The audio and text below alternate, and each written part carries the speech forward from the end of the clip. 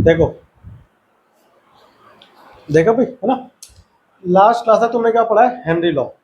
इस क्लास में आप पढ़ोगे क्या? Vapour pressure of liquid solution, ठीक है ना। Vapour pressure of liquid solution. तो लिखो heading, vapour pressure of liquid solution. Vapour pressure of liquid solution, ठीक है। Vapour pressure of liquid solution को बहुत अच्छे से जो समझाया है, वो समझाया पता है किसने? राउल्ट ने। किसने? राउल्ट्स। राउल्ट्स जो है बहुत ही बेहतरीन साइंटिस्ट है। उसने क्या समझाया, देखो ध्यान से समझो। उसने बोला कि मान लो हमारे पास एक सॉल्यूशन है, ठीक है ना। इस सॉल्यूशन के अंदर दो कंपोनेंट है। सपोज कंपोनेंट ए है और एक है कंपोनेंट बी, है ना। और हमारे पास क्या है? दोनों ही कंपोनेंट जो है मान लो वोलाटाइल है। क्या? वोलाटाइल का मतलब तो मैं समझा चुका हूं ना। वोलाटाइल का मतलब होता है ऐसा कंपोनेंट जो वेपोराइज हो जाए। तो हमारे पास एक कंपोनेंट कौन है? ए, एक कंपोनेंट है बी। दोनों वोलाटाइल है और दोनों की कौन है? इसके सॉल्यूशन में है। ए और बी दोनों को मिला करके सॉल्यूशन बनाया गया है, ए और बी। अब जो कंपोनेंट ए है इसका अमाउंट होगा, सपोज करो इसका जो मोल फ्रैक्शन है वो एक्स ए है और इसका जो मोल फ्रैक्शन है वो एक्स बी है। तो इस अगर ये कंटेनर पूरा क्लोज है मान लो, तो इसके जो वेपर बनेंगे तो उसमें y के भी होंगे वेपर्स और सॉरी इसका a का भी होगा वेपर और b का भी होगा वेपर, है ना। तो दोनों का वेपर मिल करके इस पे क्या लगाएगा? प्रेशर लगाएगा। क्या लगाएगा? लिक्विड के सरफेस पे। तो वो जो टोटल प्रेशर होगा उसे बोलेंगे सॉल्यूशन का वेपर प्रेशर। तो वही जो टोटल वेपर प्रेशर है उसके अंदर जो हमारे पास ए कंपोनेंट है, कंपोनेंट ए का सॉल्यूशन में जो वेपर प्रेशर होता है वो डायरेक्टली प्रोपोर्शनल होता है उसके मोल फ्रैक्शन के, उसके एट ऑल कंसंट्रेशन, ठीक है ना, या एट अ गिवन टेम्परेचर और ऑल कंसंट्रेशन। और जो बी कंपोनेंट है उसका भी खुद का क्या होगा? Partial pressure. वो डायरेक्टली प्रोपोर्शनल किसका होगा? बी के, है ना। तो रॉल्स का लॉ क्या कहता है? सुनो अब हम देखेंगे ध्यान से। हम अब यहां पर बनाने वाले हैं बेहतरीन सा बीकर। ये हमारे पास है बीकर और ये इसके अंदर सपोज करो हमारे पास है दो कंपोनेंट है इसमें, ठीक है ना। हम पहले बात कर रहे हैं किसके लिए? लिक्विड लिक्विड सॉल्यूशन की, है ना। लिक्विड लिक्विड सॉल्यूशन के लिए, ठीक है ना। फॉर लिक्विड लिक्विड सॉल्यूशन, ठीक है ना। क्या चीज? Vapour pressure. तो आप ऐसे लिखो पहला डाल करके, vapour pressure of liquid liquid solution, ठीक है ना। ये हमारा होगा एक नंबर। ठीक, हमारे पास एक सॉल्यूशन है, इसके अंदर कंपोनेंट ए है, एक हमारे पास कंपोनेंट बी है, दोनों ही वोलाटाइल है। हम बात कर रहे हैं ए क्या होगा? Mole fraction of component, mole fraction of component A. और एक्स बी क्या है? Mole fraction of component B. Component B का क्या है? ये मोल फ्रैक्शन। तो अकॉर्डिंग टू रॉल्स लॉ, देखो क्या कहता है रॉल्स लॉ। रॉल्स लॉ क्या कहता है? रॉल्स लॉ कहता है कि partial vapour pressure of each component in the given solution is directly proportional to the mole fraction of that component, ठीक है ना। क्या कहता है? The partial vapour pressure of each component is directly proportional directly proportional to the mole fraction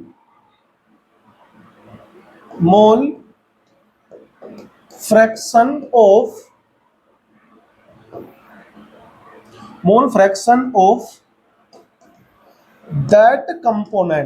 that component present in solution।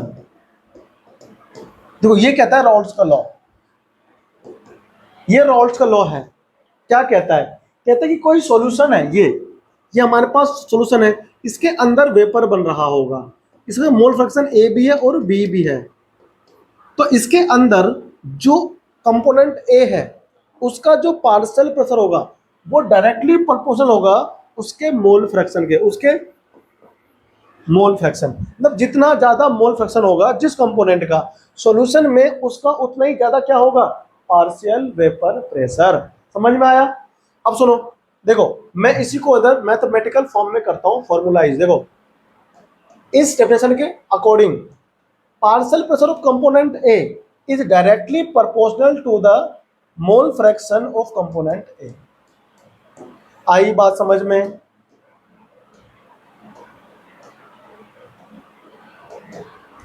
A component है ना।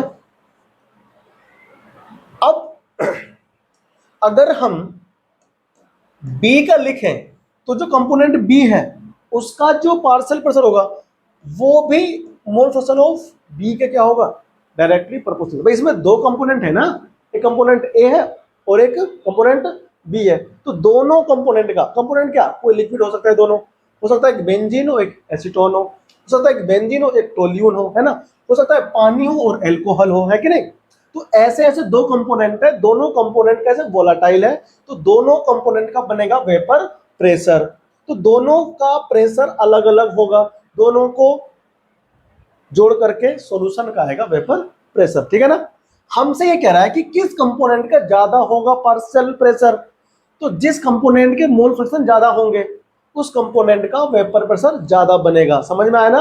अगर हम यहां से प्रोपोर्शनलिटी का साइन हटा देंगे तो यहां पर आएगा P not A, proportionality constant है ए, ये ठीक है ना। ये क्या है अब बताऊंगा, पी नॉट ए और पी नॉट बी क्या होता है। यहां पर पी नॉट बी आएगा, ये आएगा पी नॉट बी और यह मोल फ्रैक्शन ऑफ बी।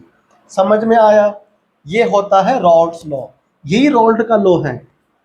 राउल्ट ने यही कहा था जितना ज्यादा मोल फ्रैक्शन होगा कंपोनेंट ए का उतना उसका क्या होगा, मोल फ्रैक्शन ज्यादा होगा। ऐसे ही बी के अंदर भी, ठीक है ना। तो हमसे अगर सॉल्यूशन का पूछेगा प्रेशर, उससे पहले मैं यहां पर P not A P not B क्या है ये समझा दूं। देखो पी नॉट ए क्या है, प्योर कंपोनेंट का वेपर प्रेशर। क्या है?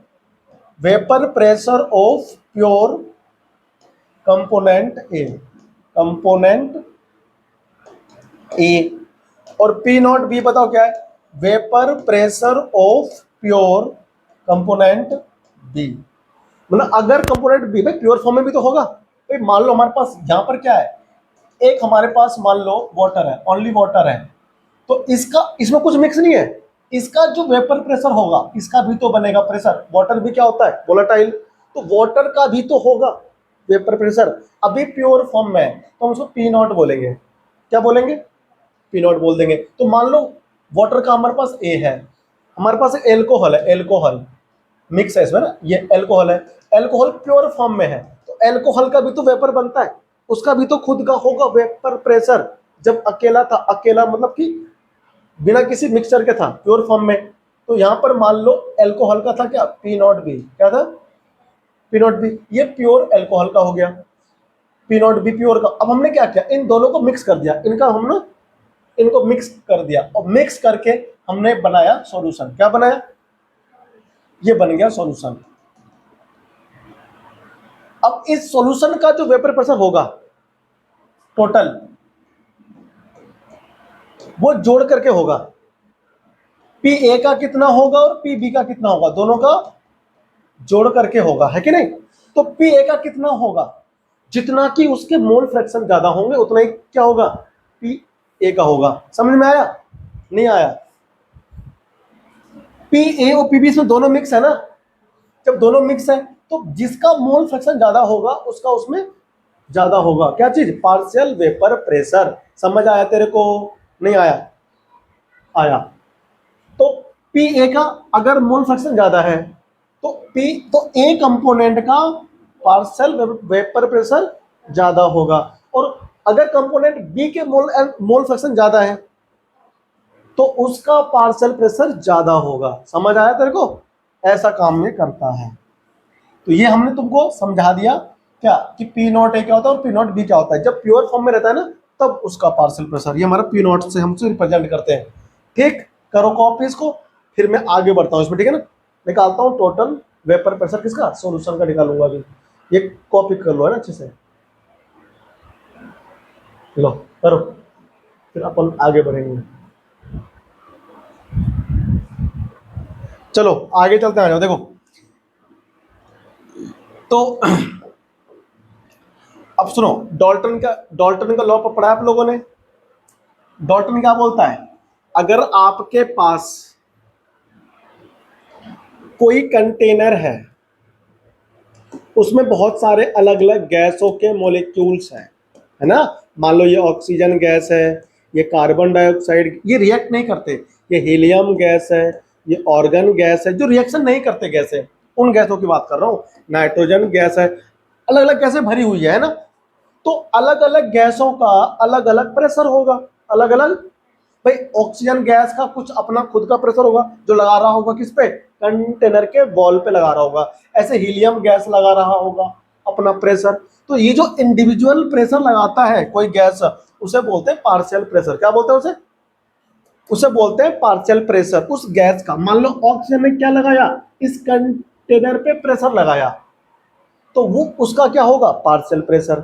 तो इस कंटेनर का टोटल प्रेशर कितना होगा, जितना प्रेशर O2 ने लगाया होगा, जितना प्रेशर CO2 ने लगाया होगा, जितना प्रेशर ऑर्गन ने लगाया होगा, जितना प्रेशर हीलियम ने लगाया होगा, सबके प्रेशर को जोड़ दो, सबके प्रेशर को जोड़ दो, तो क्या निकल जाएगा, टोटल प्रेशर। ये डाल्टन ने बताया था, ठीक है ना।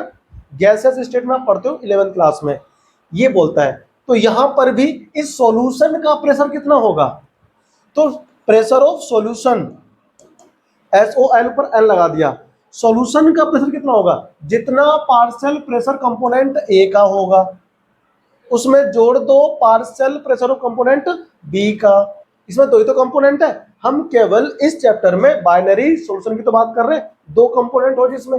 तो सॉल्यूशन का प्रेशर होगा किसका, कंपोनेंट A का partial pressure plus component B का पार्शियल प्रेशर। तो दोनों का पार्शियल प्रेशर ऐड कर दो, ऐड करके जो आएगा आपको टोटल मिलेगा, ठीक है ना। अब हम बढ़ते हैं थोड़ा और आगे, इसे एक्सपेंड करते हैं। देखो तो P सॉल्यूशन यानी कि सॉल्यूशन का प्रेशर क्या निकलेगा, P नॉट A एक्स ए। कहां से आया बताओ, इसका हमने P A की वैल्यू पुट कर दी है ना, plus PB, P not B और एक्स बी, ये हमारा क्या बना, टोटल प्रेशर ऑफ सॉल्यूशन, ठीक है ना। हम इसे और आगे एक्सपेंड कर सकते हैं, ठीक है ना। कैसे, ऐसे देखो, mole fraction of component A plus mole fraction of component B, सबको जोड़कर कितना 1 होता है ना। किसी सॉल्यूशन में जितने कंपोनेंट हैं सभी कंपोनेंट के मोल फ्रैक्शन सम करके कितना आता है, सदैव 1 आता है, हमेशा 1 आता है। मोल फ्रैक्शन 1 हो सकता है, 0 नहीं हो सकता, ठीक है ना। 0 और 1 के बीच में हो सकता है। समझ आया बात? चलो आगे बढ़ते हैं। तो मैं इसी वैल्यू को यहां से यूज करूंगा, कैसे, देखो भाई मोल फ्रैक्शन ऑफ ए कितना होगा, यहां से बताओ। ए का जो मोल फ्रैक्शन होगा, चलो मान लो बी का कितना होगा, देखो बी का जो होगा वो 1 माइनस एक्स नहीं हो जाएगा। तो मैं इसको आगे और मॉडिफाई कर सकता हूं, कैसे, कि pressure of solution is equal to P not A और एक्स ए हो जाएगा plus P not B. X B पर मैं क्या लिखूं, एक्स बी के स्थान पर मैं लिखता हूं 1 माइनस एक्स ए, लिख सकता हूं ना। देखो तो P not A x A plus P not B minus P not B और एक्स ए, लिख सकता हूं ना। अब इनको साथ कर लो एक साथ, देखो तो पी नॉट बी तो ये लिख दिया मैंने, प्लस इस वाले को मैं इधर लिखता हूं पी नॉट ए एक्स ए, एक साथ लिख लो, ए वाले के साथ, माइनस पी नॉट बी और एक्स ए, लिख सकता हूं ना। अब देखो पी सॉल्यूशन, सॉल्यूशन का प्रेशर कितना आएगा, आप पी नॉट बी तो ऐसे लिख दोगे, प्लस वहां से एक्स से कॉमन कर लो, कर सकते हैं ना भाई। मोल फ्रैक्शन देखो ए का क्या आ रहा है कॉमन, इतनी मैथ तो आती नहीं आती है, आती है। तो P not A minus P not B, समझ में आया तेरे को? तो आप इस तरह से इस फॉर्मूले को भी याद रख सकते हो। याद क्या रखना, तुमको तो ये याद रखना है इस फॉर्मूले को, ठीक है ना? इसको याद रखेंगे तो ये हमारा आसान हो जाएगा, ये हम खुद से कर लेंगे, ये हम खुद से कर लेंगे, हमें इसमें कोई दिक्कत कभी नहीं आएगी, ठीक है ना? ये हमने क्या करा, एक फॉर्मूला ड्राइव किया रॉल्स लॉ से, किसी दो लिक्विड लिक्विड सॉल्यूशन का टोटल वेपर प्रेशर ऐसे करते हैं calculate by using Rawls law, ठीक है ना? इसे करो कॉपी, फिर मैं इसका ग्राफ ड्राइव करवाता हूँ, ठीक है? ग्राफ भी इसमें है, बहुत इंपॉर्टेंट ग्राफ है। करो कॉपी, आगे बढ़ते हैं। आ जाओ, इसका बहुत बेहतरीन ग्राफ है, क्या है ग्राफ देखते हैं, आ जाओ। देखो ग्राफ जो है हम लोग अब देखते हैं, ग्राफ है ना।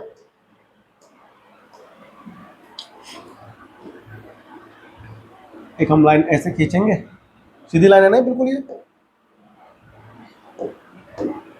एक लाइन हमारे पास ये हो गया भाई, सीधी होनी चाहिए बिल्कुल एग्जैक्ट।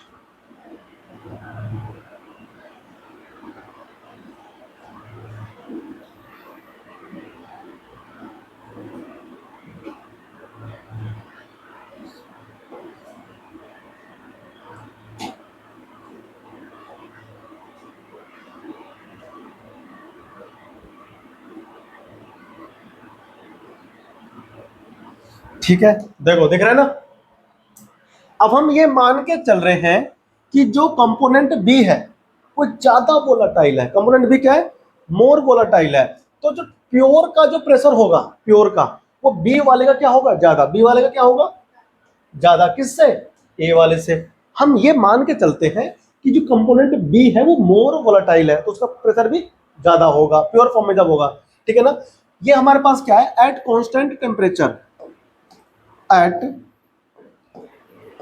कांस्टेंट टेम्परेचर, जब हमारा टेम्परेचर कांस्टेंट है, कांस्टेंट टेम्परेचर है ना, कांस्टेंट टेम्परेचर की बात हम लोग करेंगे, ठीक है ना? देखो हम लोग इस पर तो लेंगे क्या, मोल फ्रैक्शन, यहां हम लेंगे मोल फ्रैक्शन, मोल फ्रैक्शन हम लेंगे इस वाले एक्सिस पर, और यहां हम लेंगे पार्शियल प्रेशर, क्या लेंगे, पार्शियल प्रेशर, ठीक है ना? देखो यहां पर मान लो प्योर का है P not B, sorry A, P not A, और यहां पर है मान लो पी नॉट बी। बात आया सबको? ये ग्राफ ना सब बच्चे पढ़ नहीं पाते, तो ग्राफ पढ़ना आना चाहिए। अब देखो ध्यान से, मान लेते हैं कि इस वाले पॉइंट पर जो कंपोनेंट ए है उसका मोल फ्रैक्शन 1 है, कितना है, 1 है। अगर कंपोनेंट ए का मोल फ्रैक्शन 1 है, इसका मतलब होता है कि यहां पर कंपोनेंट बी कुछ भी नहीं है, बी यहां पर कुछ भी नहीं है, तभी तो यहां पर प्योर ए कंपोनेंट है, कौन है? अब हम यहां पर इस वाले पॉइंट पर, थोड़ा मैं इसको ना अच्छे से लिख दूं, इधर हो जाओ भाई। तो अब हम यहां पर मान के चलते हैं कि कंपोनेंट ए जो है वो तो 0 है, कौन है, मतलब यहां पर प्योर कौन है, बी है, इसीलिए उसका मोल फ्रैक्शन क्या है, 1 है। इसीलिए यहां पर देखो ये रहा प्योर का, है ना भाई, ए यहां पर कुछ है ही नहीं, तो प्योर बी होगा। अब अकॉर्डिंग टू रॉल्स लॉ देखो क्या कहता है, रॉल्स लॉ कहता है कि मोल फ्रैक्शन ऑफ ए जो है वो क्या हो रहा है, कंटिन्यू बढ़ रहा है। क्यों क्यों, क्या बढ़ रहा है उसका, मोल फ्रैक्शन बढ़ रहा है ए का, सॉरी ए का तो यहां घट रहा है, ए का यहां पर, बी की बात करो तो यहां पर बी का मोल फ्रैक्शन कितना है, 0 है ना, तो यहां पर उसका प्रेशर भी क्या है, 0। पार्शियल प्रेशर भी यहां पर क्या है, बी का यहां पर 0 है। देखो यहां तो ए है ना प्योर, या बी तो है नहीं, प्योर ए है, देखो तो यहां पर ए का क्या है, ए का मोल फ्रैक्शन, बी यहां पर 0, तो यहां पर 0, तो यहां पर बी का कुछ है ही नहीं, मोल पार्शियल प्रेशर है ना, तो बी का मोल फ्रैक्शन 0 से स्टार्ट हुआ, 0 से स्टार्ट हुआ, 0 से स्टार्ट अगर होगा तो मोल फ्रैक्शन अगर बढ़ेगा तो पार्शियल प्रेशर में, देखो वहां जा रहा है पार्शियल प्रेशर किसका, बी का, इस लाइन का मतलब क्या है कि mole fraction of component B बढ़ता जा रहा है, बढ़ता जा रहा है, बढ़ता जा रहा है, ठीक है ना। क्या बढ़ रहा है? Mole fraction of component B पहले क्या था? 0, फिर कितना हो गया? 1, तो बढ़ गया नहीं बढ़ गया? जब मोल फ्रैक्शन बढ़ा तो क्या बढ़ा उसका? Partial pressure. और देखो प्योर हो गया। कौन हो गया? प्योर। तो इस लाइन पे हम क्या लिखेंगे? हम इस लाइन पे लिखेंगे P B is equal to P not B और मोल फ्रैक्शन ऑफ बी। नहीं लिखेंगे? मोल फ्रैक्शन बढ़ रहा था, पार्शियल प्रेशर भी क्या हो रहा था? बढ़ रहा था, है ना। नहीं आया पढ़ना ग्राफ तुमको? ये ग्राफ में यहां पर देखो क्या है, बी कौन है? कंपोनेंट बी का मोल फ्रैक्शन कितना है? 0 है। मतलब यहां पर कंपोनेंट का कोई बी का कोई भी पार्शियल प्रेशर नहीं है, 0 है। मोल फ्रैक्शन बढ़ा, मोल फ्रैक्शन भाई यहां पर कुछ ना कुछ तो होगा ना, मोल फ्रैक्शन बी का भी होगा, ए का भी होगा। तो बी का मान लो कुछ ना कुछ होगा, तो यहां पर उसका प्रेशर भी होगा। तो ये लाइन ये रिप्रेजेंट कर रहा है कि जैसे जैसे बी के मोल फ्रैक्शन बढ़ रहे हैं वैसे वैसे बी का पार्शियल प्रेशर भी बढ़ रहा है। किसमें? सॉल्यूशन में। किसमें? सॉल्यूशन में। देखो यहां पर बी का 0 है मोल फ्रैक्शन, यहां कितना है? तो यहां से बढ़ता हुआ ना आया इधर की तरफ? बढ़ता हुआ आया ना। मोल फ्रैक्शन बढ़ा तो पार्शियल प्रेशर भी क्या हुआ? बढ़ गया। नहीं बढ़ा? ये आपको ध्यान रखना है। इसको देखते हैं, जाओ। अब यहां देखो कंपोनेंट ए का कितना है मोल फ्रैक्शन? 0। तो यहां पर पार्शियल प्रेशर भी तो ए का 0 है। ए का 0 है तभी तो बी प्योर फॉर्म में है ना। तो अब क्या होगा? यहां का मोल फ्रैक्शन जो कंपोनेंट ए का है 0 था, 0 से बढ़ना शुरू होगा, 0 से बढ़ना शुरू होगा। देखो 0 से बढ़ना होगा शुरू, ए का मोल फ्रैक्शन, और कहां तक जाएगा? यहां तक। दिख रहा है? अगर हम इस ग्राफ को यहां से देखें तो ए का मोल फ्रैक्शन बढ़ रहा है। ए का मोल फ्रैक्शन भाई बी का तो इधर की तरफ बढ़ रहा था, है ना। बी का तो इधर की तरफ बढ़ रहा था मोल फ्रैक्शन, इसीलिए प्रेशर ऐसे बढ़ रहा था। ए का मोल फ्रैक्शन इधर से इधर की तरफ बढ़ रहा है, इधर से इधर की तरफ बढ़ रहा है। किसका? ए का बढ़ रहा है इधर की तरफ और बी का बढ़ रहा है इधर तरफ, ठीक है ना। देखो ए का मोल फ्रैक्शन कितना है? 0। मोल यहां पर मोल फ्रैक्शन 0 है, प्रेशर यहां पर 0 है। यहां पर पी नॉट ए क्या है? 0। यहां पर पी नॉट बी क्या है? 0, ठीक है ना। क्योंकि यहां पर P not a pure form में है, ए प्योर फॉर्म में तो बी होगा ही नहीं। समझ में आया तेरे को? तो हम इस वाले पर क्या लिखेंगे? P B is sorry P A लिखेंगे, P A equal to P not A और मोल फ्रैक्शन ऑफ ए। आया समझ में बात?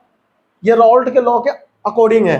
अब अगर हम इसको जोड़ देंगे, अगर हम इसको जोड़ देंगे ऐसे टेन टेन टेन, जोड़ दिया तो ये हमको क्या देगा? ये जो थर्ड लाइन है ये हमको देगा टोटल प्रेशर। क्या देगा? P A plus P B, यानी जितना ए का पार्शियल प्रेशर है और जितना बी का पार्शियल प्रेशर है, दोनों के पार्शियल प्रेशर का सम ही तो होगा सॉल्यूशन का पार्शियल प्रेशर। वो हमें ये थर्ड लाइन देगा। तो तुम्हें इस प्रकार से ग्राफ पढ़नी आनी चाहिए। ये रॉल्स लॉ का ग्राफ है। समझ में आया? इसे कॉपी करो, फिर बढ़ते हैं आगे। अब आ जाओ, वेपर फेस में जो कंपोनेंट होता है हमें वो सीखना है, बहुत इंपॉर्टेंट है वो, उसके बिना तुम क्वेश्चन कर नहीं पाओगे। अब मेरी बात सुनो, फिर से आ जाओ। देखो मेरे पास एक सॉल्यूशन है,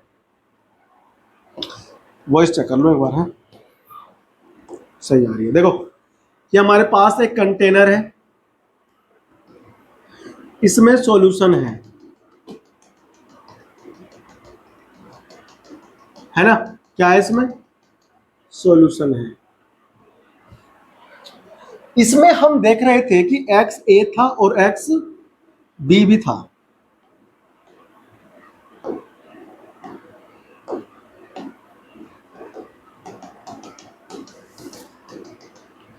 इसमें हमारे पास कंपोनेंट ए है और कंपोनेंट बी है। देखो यहां थोड़ा ध्यान देना कि ये जो एक एक्स ए है ये क्या है? Mole fraction, mole fraction of component A in vapour, sorry, in liquid state है ना, या कह लो इन लिक्विड फेस। दिक्कत तो नहीं, मैं लिक्विड में तो आई है। अच्छा, ये कौन है? ये भी हमारे पास है mole fraction, mole fraction of component B, component B in liquid phase, liquid phase. देखो मोल फ्रैक्शन कभी अकेले का कंपोनेंट का नहीं निकलता है, मिक्सचर होना चाहिए, ठीक है ना। अब क्या हुआ, एक्स यानी जो कंपोनेंट ए है और कंपोनेंट बी है, दोनों को उड़ना तो आता है ना, ए को भी उड़ना आता है, बी को भी आता है, ये उड़ सकते हैं, क्योंकि जिनको उड़ना आता है वही तो बनाएगा वेपर। तो क्या हुआ, कंपोनेंट ए का बना वेपर, तो कंपोनेंट बी का भी तो बनेगा वेपर। तो यहां पर कंपोनेंट ए और बी दोनों है, जब यहां पर वेपर फेस में भी दोनों है, यहां पर हम मान लेते हैं वेपर फेस, क्या मान लेते हैं, वेपर फेस, वेपर फेस। तो वेपर फेस में भी तो कंपोनेंट ए और बी दोनों है, यानी वो भी मिक्सचर हो गया, तो यहां पर भी तो मोल फ्रैक्शन होगा, कंपोनेंट ए का भी होगा और कंपोनेंट बी का भी होगा। तो यहां पर हम लोग मान लेते हैं कि कंपोनेंट ए का मोल फ्रैक्शन वाई होगा, तो वाई ए हो गया, और वाई बी क्या होगा, कंपोनेंट बी का मोल फ्रैक्शन वेपर फेस में, किसमें, और ये किसमें था, लिक्विड फेस में, एक्स ए और एक्स बी। तो हम यहां लिख देंगे पहले कि वाई ए क्या है, mole fraction, mole fraction of component, component A in vapour phase, vapour phase. Y B क्या है, ये भी हमारे पास मोल फ्रैक्शन ही है, mole fraction of component B in vapour face. समझ आया तुमको, वेपर फेस में क्या है, ये कंपोनेंट बी का क्या है, मोल फ्रैक्शन। समझ आया कि नहीं आया, ये हमारा है। अब बढ़ते हैं हम लोग आगे, देखो हमसे कह रहा है हमें यहां करना क्या है, देखो यहां हमें करना यह है कि जो लिक्विड फेस में मोल फ्रैक्शन है और जो वेपर फेस में मोल फ्रैक्शन है उसमें क्या रिलेशन है ना, हमें रिलेशन डिराइव करना है। समझ आया, है ना। हाँ, हमें रिलेशन ड्राइव करना है दोनों में।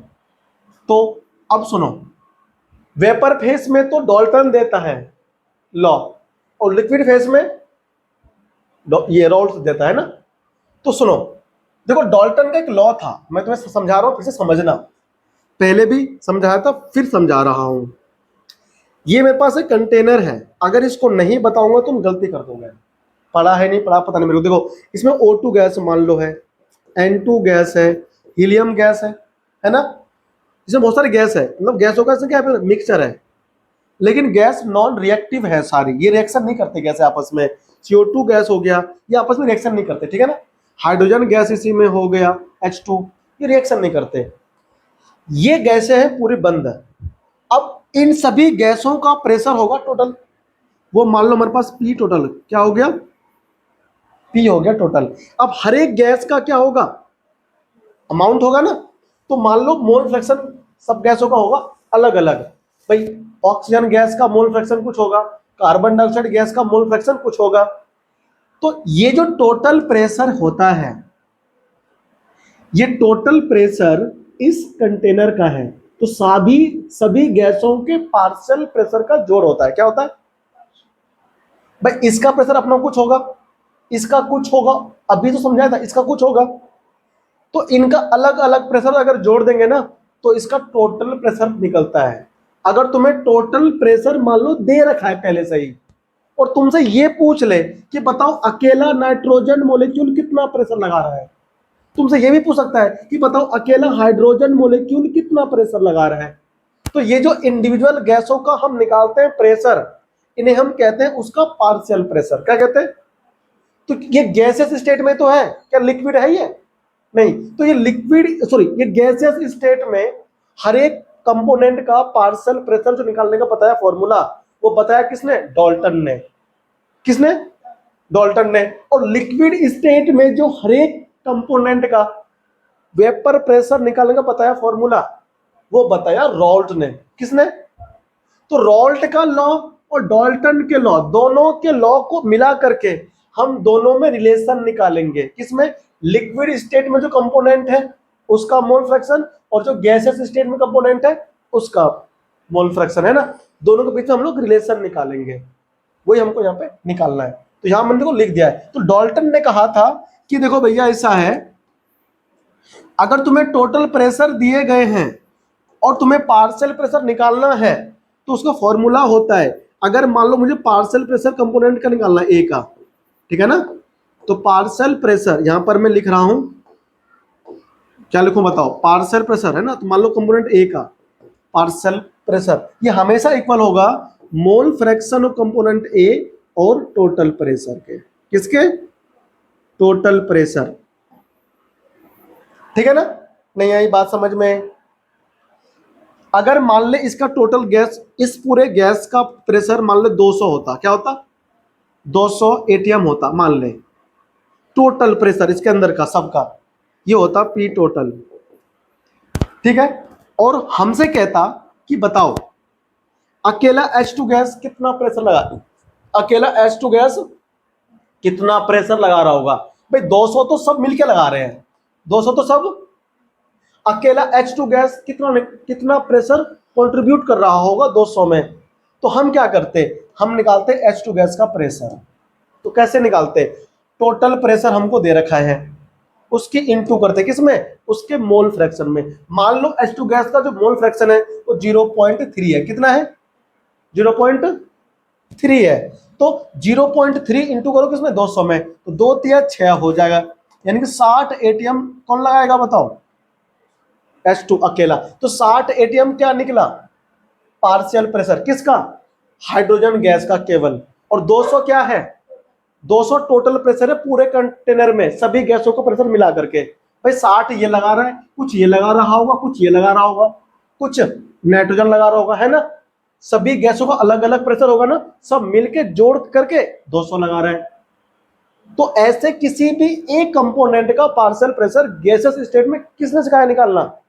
डाल्टन ने सिखाया, ठीक है ना। तो डाल्टन ने हमें ये फॉर्मूला दिया था, डाल्टन ने हमें ये फॉर्मूला दिया था गैसेस स्टेट में कि भाई अगर तुम्हें किसी कंपोनेंट का निकालना है पार्शियल प्रेशर, तो तुम्हें करना क्या है? उसके मोल फ्रैक्शन को इनटू कर देना है टोटल प्रेशर से, ठीक है ना। समझ में आया?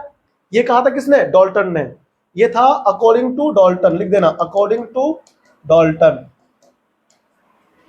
इन गैसियस फेस, गैसियस फेस में, है ना। और ये दिया राउल्ट ने। तो हम यहां पर क्या कर देंगे, यहां लिखेंगे relation, relation between, relation between, relation between mole fraction, mole fraction in liquid and vapour phase. Vapour phase में हमें क्या निकालना है? रिलेशन। तो देखो R is equal to D करना है, R is equal to, R मतलब राउल्ट, डी मतलब डाल्टन। देखो डाल्टन ने क्या कहा था? तो राउल्ट ने बोला P A not, P A not into X है ना, कंपोनेंट ए के लिए तो था भी। और डाल्टन ने क्या बोला? पी नॉट ए और P total, sorry P not नहीं, क्या? मोल फ्रैक्शन। तो मोल फ्रैक्शन गैसेस स्टेट में कौन है बताओ? वाई ए। कौन है? वाई ए है। और पी टोटल। समझ में नहीं आया? ये किसने बताया था अभी? और ये किसने दिया? डाल्टन ने दिया था गैसेस स्टेट में। तो देखो गैसेस स्टेट में यानी वेपर फेस में हमने वाई ए माना हुआ है, क्या चीज? Mole fraction. किसका? कंपोनेंट ए का।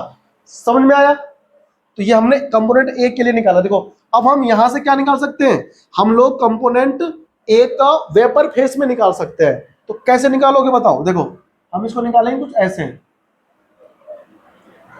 वाई ए इक्वल टू क्या बनेगा बताओ? इसके बटे में पी क्या आ जाएगा? Total. P not A x A upon क्या आएगा, पी टोटल, क्या आएगा, नहीं आ जाएगा। अगर आपको लिक्विड फेस में मोल फ्रैक्शन दे रखा है, यानी आपको प्रेशर दे रखा है, तो आप टोटल प्रेशर से भाग कर दो, क्या मिल जाएगा आपको, वाई ए क्या है, mole fraction of component A in vapour face, ठीक है ना। तो ये हम इसको बंद करेंगे। देखो तो यहां पर कौन था हमारे पास, बताओ, वाई ए इक्वल टू ना, ये हमारा फॉर्मूला हो गया, ठीक है। इसी को हम ऐसे लिख सकते हैं, अरे भाई यार डिजिटल का भी खतरनाक ही मामला है। देखो तो वाई ए इक्वल टू क्या लिख सकते, बताओ, ये कौन है, पी नॉट ए एक्स है, क्या होता है, पी ए तो होता है, सॉरी पी ए होता है ना, अपॉन क्या होता है, पी टोटल, ठीक है ना। तुमको ध्यान रखना है, ये कंपोनेंट ए के लिए हो गया। आप ऐसे ही बी के लिए लिख सकते हो, नहीं लिख सकते, तो बी के लिए हम क्या लिखेंगे बताओ, P B upon P total, लिख सकते हैं ना। सेम तरीके से निकल के आता है। ये हमने क्या लगा दिया, रिलेशन बना दिया, मोल fraction of component B in vapour phase और पार्शियल प्रेशर लिक्विड फेज, है ना। ये देखो ये बड़ा इंपॉर्टेंट फॉर्मूला, इस पर बेस्ड क्वेश्चन अगले क्लास में अपन करेंगे प्रैक्टिस, ठीक है ना। इसे कॉपी करो, बहुत इंपॉर्टेंट था ये, इस पर बेस्ड क्वेश्चन पेपर में आ जाता है ना। इसमें देखो एनसीईआरटी में एग्जाम्पल नंबर है 2.5, है ना। ये एग्जाम्पल करना घर बैठ के, तुम्हारा हो जाएगा, और कर लेना जरूर, ठीक है ना।